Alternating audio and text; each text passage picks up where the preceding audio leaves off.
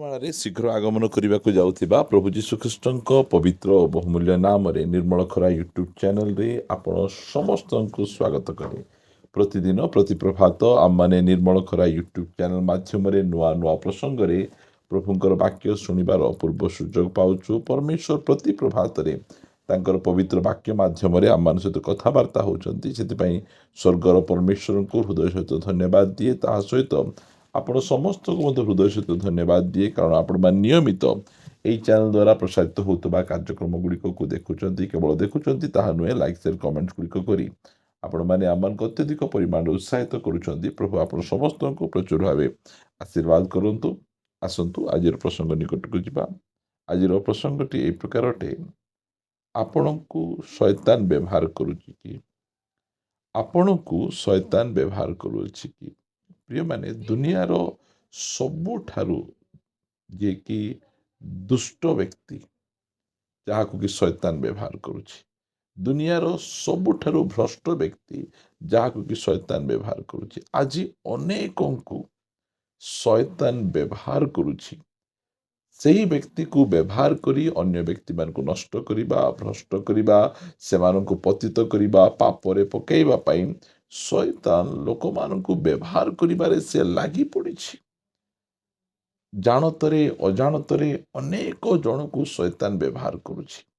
ମୁଁ କହିବା ପାଇଁ ଚାହେଁ, ଦୁନିଆରେ ସବୁଠାରୁ ଦୁଷ୍ଟ ବ୍ୟକ୍ତି ଯିଏ, ସିଏ ଯାହାକୁ କି ଶୟତାନ ବ୍ୟବହାର କରୁଛି, ଆଉ ତା ଦ୍ୱାରା ଅନେକ ଲୋକମାନଙ୍କୁ ନଷ୍ଟ ଭ୍ରଷ୍ଟ କରି ପକାଉଛି।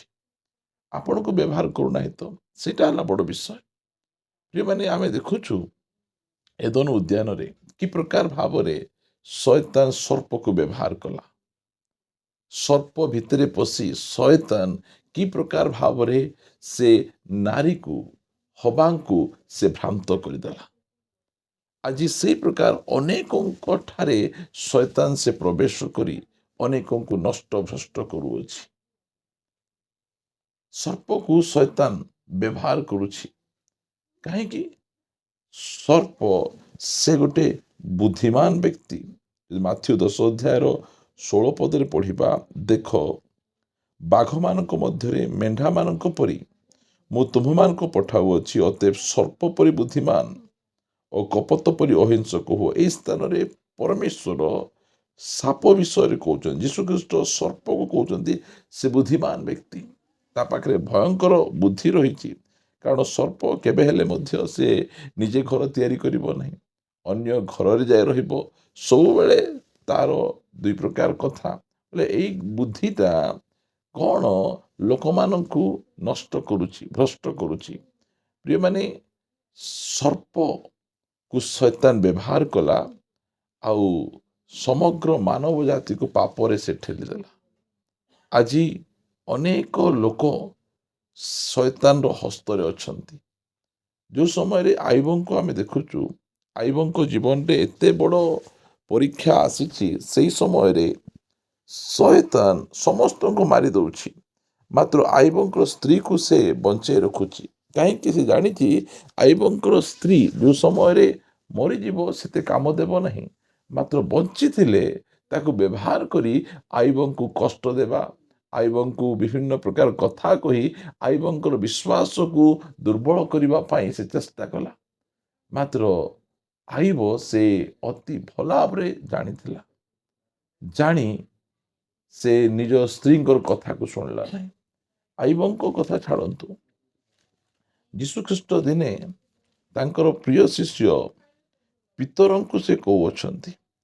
ଯେଉଁ ସମୟରେ ପିତର ଯୀଶୁଖ୍ରୀଷ୍ଟଙ୍କ ପାଖକୁ ଆସି ଯୀଶୁଖ୍ରୀଷ୍ଟଙ୍କୁ କହୁଛନ୍ତି ଯେ, ପ୍ରଭୁ, ତୁମକୁ ଏ ପ୍ରକାର ଦୁଃଖ ନ ହେଉ, କଷ୍ଟ ନ ହେଉ, ଆମେ ତ କେତେ ଭଲରେ ଅଛୁ, ତୁମେ ଏ ପ୍ରକାର ଭାବରେ ତୁମକୁ କୌଣସି ପ୍ରକାର ଅସୁବିଧା ନ ହେଉ, ଈଶ୍ୱର ଆପଣଙ୍କୁ ଦୟା କରନ୍ତୁ। ସେହି ସମୟରେ ଆମେ 23 ପଦକୁ ଆମେ ପଢ଼ୁଛୁ, ମାଥ୍ୟୁ 16 ଅଧ୍ୟାୟ 23 ପଦରେ, କିନ୍ତୁ ସେ ଅର୍ଥାତ୍ ଯୀଶୁ ବୁଲି ପଡ଼ି ପିତରଙ୍କୁ କହିଲେ, ମୋ ଆଗରୁ ଦୂର ହୋ ଶୟତାନ, ତୁମେ ମୋହର ବିଘ୍ନ ସ୍ୱରୂପ, କାରଣ ତୁମେ ଈଶ୍ୱରଙ୍କ ବିଷୟ ନ ଭାବି ମନୁଷ୍ୟର ବିଷୟ ଭାବୁଅଛ। ଦେଖନ୍ତୁ, ଯୀଶୁଖ୍ରୀଷ୍ଟ ଯେଉଁ ଶିଷ୍ୟକୁ ବାଛିଥିଲେ, ଯେଉଁ ଶିଷ୍ୟଙ୍କୁ ଅଭିଷେକ କରିଥିଲେ, ଯେଉଁ ଶିଷ୍ୟଙ୍କ ଦ୍ୱାରା ସେ ଅନେକ ଶକ୍ତିର କାର୍ଯ୍ୟ କରିଛନ୍ତି, ଆଉ ସେଇ ଶିଷ୍ୟଙ୍କୁ କହିଲେ ତୁମେ ପିତର ଆଉ ତୁମେ ପଥର, ଏଇ ପଥର ଉପରେ ମୁଁ ଆପଣ ମଣ୍ଡଳୀ ତୋଳିବି।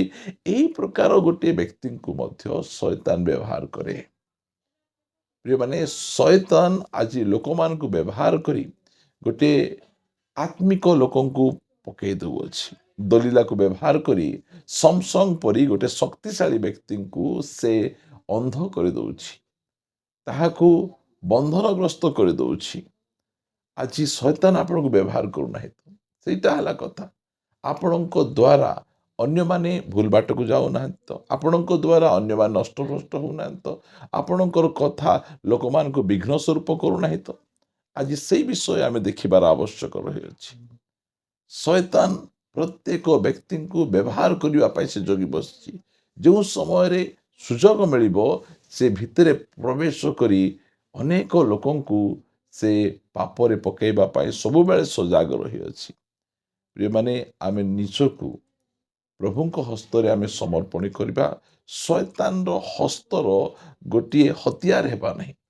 ଶୟତାନ ଲୋକମାନଙ୍କୁ ନଷ୍ଟ କରିବା ପାଇଁ ବିଭିନ୍ନ ପ୍ରକାର ଲୋକମାନଙ୍କୁ ସେ ବ୍ୟବହାର କରେ। ସର୍ପକୁ ବ୍ୟବହାର କରିଥିଲା, ଆଇବଙ୍କ ସ୍ତ୍ରୀଙ୍କୁ ବ୍ୟବହାର କରିଥିଲା, ପିତରଙ୍କୁ ମଧ୍ୟ ବ୍ୟବହାର କରୁଥିଲା।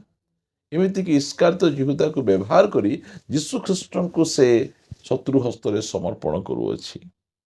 ଆପଣଙ୍କୁ ଶୟତାନ ବ୍ୟବହାର କରୁନାହିଁ ତ? ମୁଁ ପୁନର୍ବାର କହିବା ପାଇଁ ଚାହେଁ, ଦୁନିଆରେ ସବୁଠାରୁ ଦୁଷ୍ଟ ବ୍ୟକ୍ତି ସେ ଅଟେ ଯାହାକୁ କି ଶୟତାନ ବ୍ୟବହାର କରୁଛି। ଆଉ ଶୟତାନ ସେ ପ୍ରକାର ବ୍ୟକ୍ତିଙ୍କୁ ବ୍ୟବହାର କରି ଲୋକମାନଙ୍କୁ ସେ ନଷ୍ଟ କରୁଛି। ଆଜି ଅନେକ ଜଣ ଜାଣିନାହାନ୍ତି। ଆଜି ଅନେକ ଝିଅମାନେ, ସ୍ତ୍ରୀମାନେ ଏହି ପ୍ରକାର ପୋଷାକ ପିନ୍ଧନ୍ତି ଆଉ ଅନ୍ୟମାନଙ୍କୁ ଆକର୍ଷଣ କରିବା ପାଇଁ। କାହିଁକି? ଶୟତାନ ସେମାନଙ୍କୁ ବ୍ୟବହାର କରୁଛି। ଆମେ ବହୁତ ସାବଧାନ ରହିବାର ଅଛି। ଆଜି ଅନେକ ଜଣ ଏହି ପ୍ରକାର ଜୀବନଯାପନ କରୁଛନ୍ତି, ଶୟତାନର ହାତର ଗୋଟିଏ ଅସ୍ତ୍ର ହେଇଯାଇଛନ୍ତି। ପ୍ରିୟମାନେ, ସାବଧାନ ରହିବା ଆମେ, ଯେ ପ୍ରକାର କି ଆମେ ଶୟତାନର ହାତରେ ପଡ଼ି ଆମେ ତାର ଗୋଟିଏ ହତିଆର ନ ହେବା। ପରମେଶ୍ୱର ଆମକୁ ତାଙ୍କର ଗୋଟିଏ ଅସ୍ତ୍ରଶସ୍ତ୍ର ଭାବରେ ବ୍ୟବହାର କରିବା ପାଇଁ ଚାହୁଁଛନ୍ତି। ପରମେଶ୍ୱରଙ୍କ ହସ୍ତରେ ରହିବା। ଶୟତାନ ଯେଉଁମାନଙ୍କୁ ବ୍ୟବହାର କରେ, ବ୍ୟବହାର ସରିଲା ପରେ ସେଇ ପ୍ରକାର ଲୋକମାନଙ୍କୁ ସେ ଛାଡ଼ିଦିଏ, ତାକୁ ନଷ୍ଟଭ୍ରଷ୍ଟ ହେବା ନିମନ୍ତେ ଛାଡ଼ିଦିଏ। ମାତ୍ର ପରମେଶ୍ୱର ଯାହାକୁ ବ୍ୟବହାର କରନ୍ତି, ସେ ପଡ଼ିଗଲେ ମଧ୍ୟ ତାକୁ ଉଠାନ୍ତି, ତାକୁ ସ୍ଥିର କରନ୍ତି, ତାକୁ ସମ୍ଭାଳନ୍ତି। ଆମର ପରମେଶ୍ୱର ସେଇ ପ୍ରକାରରେ। ଶୟତାନ ଆପଣଙ୍କୁ ବ୍ୟବହାର କରୁନାହିଁ ତ? ଶୟତାନଙ୍କ ହସ୍ତରେ ଆମେ ପଡ଼ିବା ନୁହେଁ, ଆମେ ପରମେଶ୍ୱରଙ୍କ ହସ୍ତରେ ପଡ଼ିବା। ପରମେଶ୍ୱରଙ୍କୁ କହିବା, ପ୍ରଭୁ ତୁମେ ମୋତେ ବ୍ୟବହାର କର, ତୁମ ରାଜ୍ୟ ନିମନ୍ତେ, ତୁମର ଗୌରବ ନିମନ୍ତେ, ତୁମର ମହିମା ନିମନ୍ତେ। ପରମେଶ୍ୱର ଆଜି ମଧ୍ୟ ବ୍ୟବହାର କରିବା ପାଇଁ ଚାହାନ୍ତି। ଗୋଟେ ଗର୍ବୀ ଲୋକଙ୍କୁ ସେ ବ୍ୟବହାର କରିବେ ନାହିଁ, ଗୋଟେ ନମ୍ର ଲୋକଙ୍କୁ ସେ ବ୍ୟବହାର କରିବେ। ଯଦି ଆପଣ ନିଜକୁ ନମ୍ର କରିବେ, ପରମେଶ୍ୱର ଆପଣଙ୍କୁ ବ୍ୟବହାର କରି ଅନେକ ଲୋକଙ୍କର ମୁକ୍ତି, ଅନେକ ଲୋକଙ୍କର ଆଶୀର୍ବାଦର କାରଣ ଆପଣଙ୍କୁ କରିପାରିବେ। ଆଜି ନିଜକୁ ଟିକେ ଆମେ ପରୀକ୍ଷା କରିବା। ଆମର ଦ୍ୱାରା ଶୟତାନ ବିଭିନ୍ନ ଲୋକମାନଙ୍କୁ ନଷ୍ଟଭ୍ରଷ୍ଟ କରି ଭୁଲ ବାଟକୁ ନେଇଯାଉନାହିଁ ତ? ପ୍ରିୟମାନେ, ଶୟତାନର ହାତର ଗୋଟିଏ ଅସ୍ତ୍ରଶସ୍ତ୍ର ନ ହୋଇ ପରମେଶ୍ୱରଙ୍କ ହାତର ଗୋଟେ ଅସ୍ତ୍ରଶସ୍ତ୍ର ହେଲେ ଆମମାନେ ଆଶୀର୍ବାଦ ପ୍ରାପ୍ତ ହେବା। ଆସନ୍ତୁ ପଦେ ପ୍ରାର୍ଥନା କରିବା। ପିତା, ଆମେ ତୁମକୁ ଧନ୍ୟବାଦ ଦେଉଛୁ, ପ୍ରଶଂସା କରୁଛୁ, ଗୌରବ କରୁଛୁ, ତୁମ ନାମର ଜୟ ଜୟକାର କରୁଛୁ। ତୁମେ ଆମମାନଙ୍କୁ ବ୍ୟବହାର କରିବା ପରମେଶ୍ୱର। ଆମେ ଦିନେ ଶୟତାନର ହାତରେ ଥିଲୁ, ସେ ଆମମାନଙ୍କୁ ବ୍ୟବହାର କରୁଥିଲା। ସେ ଆମମାନଙ୍କୁ ଦେଇ ଅନେକଙ୍କୁ ନଷ୍ଟ କରୁଥିଲା, ଅନେକ ମିଛ କଥା କହୁଥିଲା, ଆମକୁ ବ୍ୟବହାର କରି ଅନେକଙ୍କୁ ତଳେ ପକାଉଥିଲା। ମାତ୍ର ଆଜି ଆମେ ଶୟତାନର ସମସ୍ତ ଚାତୁରିତା ଗୁଡ଼ିକକୁ ଆମେ ଜାଣିଲୁ। ଆମେ ପ୍ରାର୍ଥନା କରୁଛୁ, ଶୟତାନର ସବୁ ବନ୍ଧନ ଗୁଡ଼ିକ ଛିଣ୍ଡି ଯାଉ।